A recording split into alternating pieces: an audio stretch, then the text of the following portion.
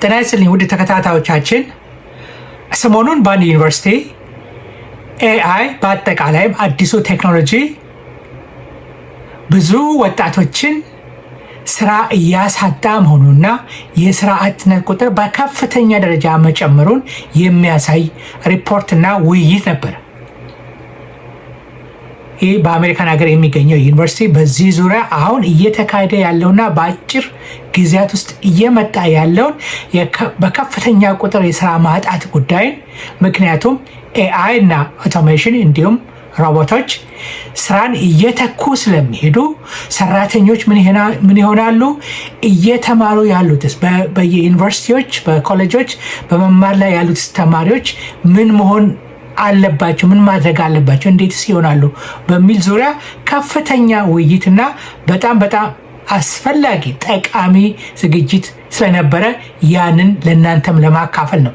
በተለይ ይህ ዝግጅት ለተማሪዎች ከሃይስኩል እስከ ዩኒቨርሲቲ ትምህርት ላይ ላሉ ተማሪዎች ምን አይነት ትምህርት ላይ ማተኮር እንዳለባቸው፣ የትኛው የትምህርት አይነት ደግሞ በፍጹም ከጥቅም ውጭ እየሆነ እንዳለ ስራ የማያስገኙ እየሆነ መምጣታቸውን የሚያሳይ ትልቅ መረጃ ነው እዚህ ውስጥ ያለው።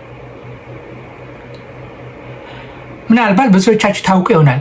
ትላልቅ የአሜሪካ ካምፓኒዎች ርካሽ የጉልበት ፍለጋ ሲባል ካምፓኒዎቻቸው የሚሰሩትን ስራዎች አውትሶርስ በማድረግ ወደ ውጭ በመላክ ሌላ አገር ሰራተኛ ክፍያው ርካሽ በሆነበት አካባቢ ያሰራሉ። በተለይ በኦንላይን የሚሰሩ ስራዎችን ማለት ነው።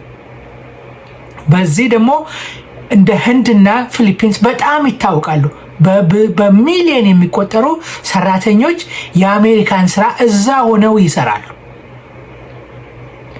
ታዲያ አሁን ይህ ቴክኖሎጂ በመምጣቱ አርቲፊሻል ኢንቴሊጀንስ በመምጣቱና አውቶሜሽን በመስፋፋቱ እነዚህ ሁሉ የስራ አይነቶች ለብዙ በሚሊዮን ለሚቆጠሩ ሰራተኞች የስራ ዕድል የፈጠረውን ነገር በአንድ ጊዜ ጠራርጎ ከስራ ውጪ እያደረገ ነው ያለው። በመሬት ላይ ያለ እውነትን ነው እያቀረብን ያለ ነው። ምክንያቱም በኤአይ ቀልጥፍና በጣም በአጭር ጊዜ ብዙ ስራዎችን መሸፈኑ፣ በጣም ርካሽ በሆነ ወጪ ስራው መካሄዱ። ለምሳሌ 1000 ብር የሚያወጣውን ስራ ወይንም እቃ አንድ ሰው በ1 ብር ሊሸጥላቸው ቢል ለማመንም ይከብዳቸዋል። 1000 የነበረውን በ1 ብር ኤአይ በሚሰራበት ጊዜ በዛን ያህል ልዩነት ነው የወጪ ቅነሳን የሚያደርገው። ስለዚህ ካምፓኒዎች አርቲፊሻል ኢንተለጀንስን መጠቀም ላይ በከፍተኛ ረብረብ ላይ ስላሉ በተለይ አዳዲስ ተመራቂዎችና ወደ አዲስ ስራ ፈላጊዎችን አለመቅጠር ውስጥ ገብተዋል። ከነባሮቹም እየተቀነሰ ነው። ይሄ በዓለም ዙሪያ እየተከሰተ ያለ ነው። ለምሳሌ እንዳልኳችሁ ህንድና ፊሊፒንስ ብዙ የውጭ ስራዎችን በዚህ ዙሪያ የሚሰሩ ስለነበሩ ከፍተኛ ቀውስ አምጥቷል። ይሄ በዓለም ዙሪያ ሊከሰት የሚችል ጉዳይ ስለሆነ በፍጹም እኛ ጋር አይደርስም ብላችሁ አለመዘናጋት ነው የሚያስፈልገው። በዚህ ስራ ላይ ትልቅ ትኩረት ማድረግ ይፈልጋል። ምን መደረግ አለበት ለሚለው መዋየት እንችላለን። የተለያዩ ጊዜያዊም ቢሆኑ መፍትሄዎች አሉ። እንደ ድሮ ስራ ፍለጋ ይሄን ሙያ አለኝ ሌላ ሀገር ሄጄ እቀጠራለሁ ስራ ለሚለው ነገር አይሰራም፣ በፍጹም አይሰራም።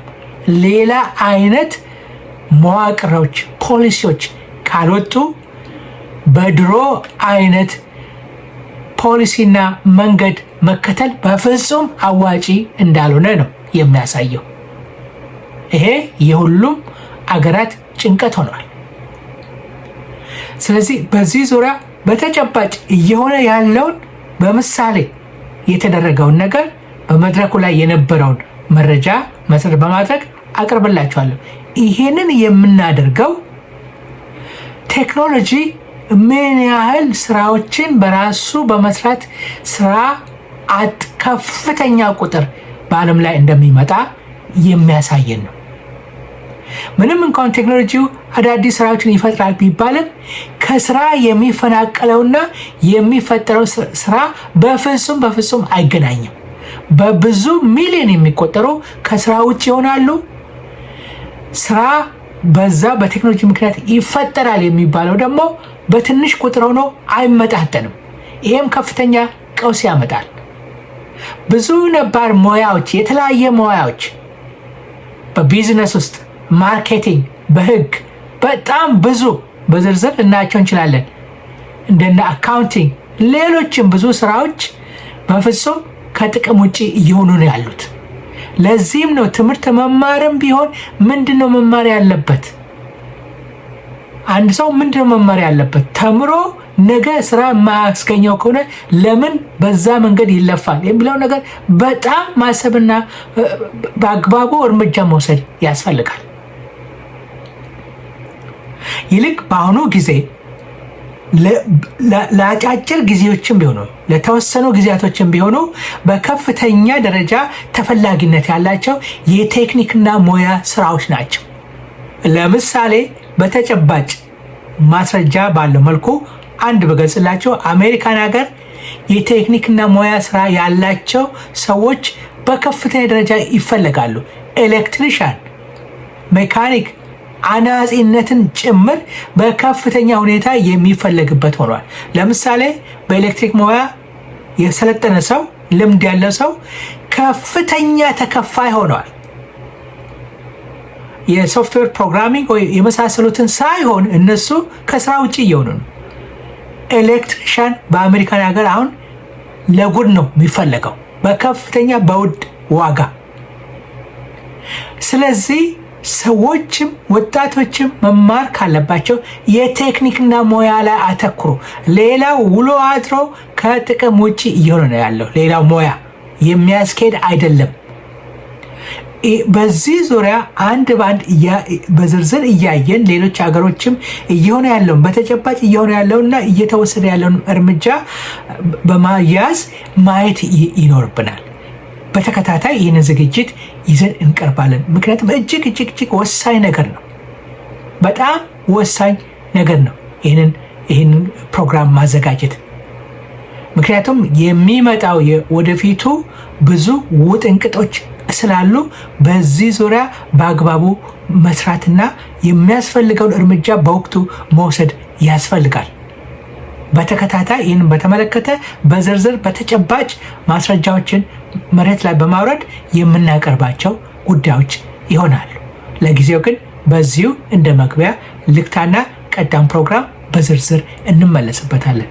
አመሰግናለሁ። As well in these conversations, it adds another layer to how these AI systems have actually learned how these operations are done.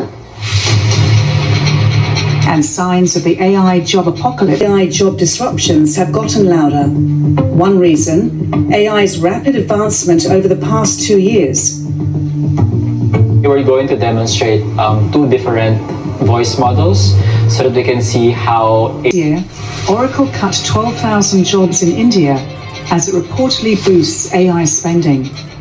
India's tech giant TCS, which is among the world's biggest back office providers, cut 12,000 jobs a few months